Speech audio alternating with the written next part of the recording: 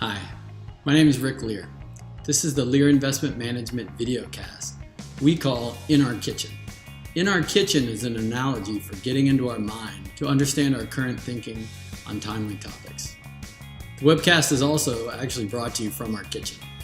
So this week we're going to talk about removing political noise from your investment decisions. Let's face it, we live in a very politically polarizing time. I want to first start by saying we are not in the business of voicing political opinions. While it's tempting, we will leave that to your favorite cable news channel. We are in the business of understanding the data so we can remove the political noise from your investment decisions. Now, the first skill set in removing political noise, or any noise, is having a calm and clear mind.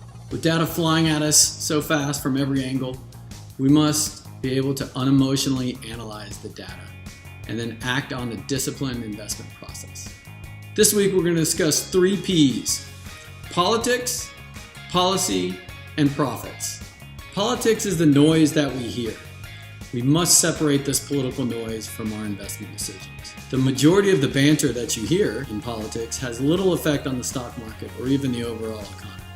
As an example, it's back to school time here. One of our children was recently overheard on the playground telling his friends that his bedtime would be 9 p.m. this year. There was lots of banter, lots of talk about the reasons why. In fact, he had the crowd on the playground very fired up about this 9 p.m. bedtime. However, the policy was set at 8:30, and that night, and every night thereafter until the policy is changed, the bedtime was 8:30. So despite all this later bedtime rhetoric, the policy was the guiding principle, and the playground politics was really nothing but noise. Policy, however, does have an effect on the markets. The policy that we're watching very closely today is tax policy and infrastructure spending. This policy is important because it can affect our third P, profits of companies. Despite all the politics, there's still a chance the policy is passed to affect the markets positively. Profits we talk about are in relation to the profits of the companies which we invest in. This is the most important factor. So what are the factors that influence profits? Well, in the US, 70% of the economy is consumer driven. So what we watch closely is the consumer.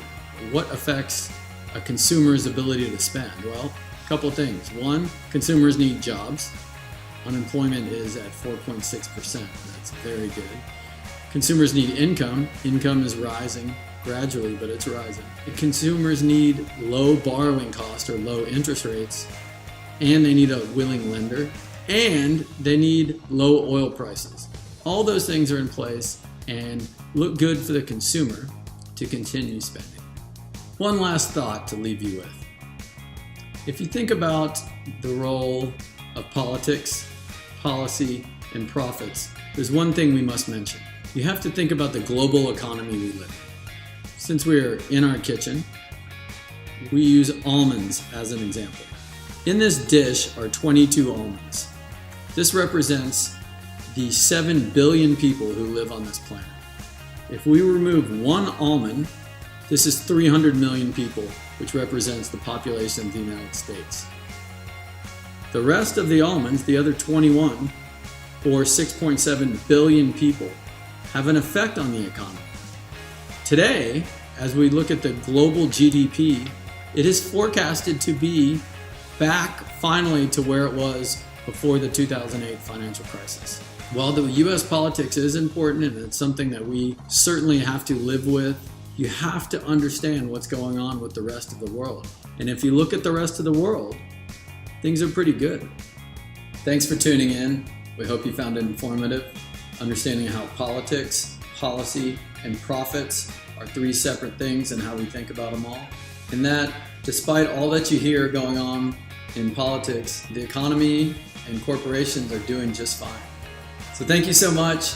We hope when you think about the present and future of investment management, you think about Lear.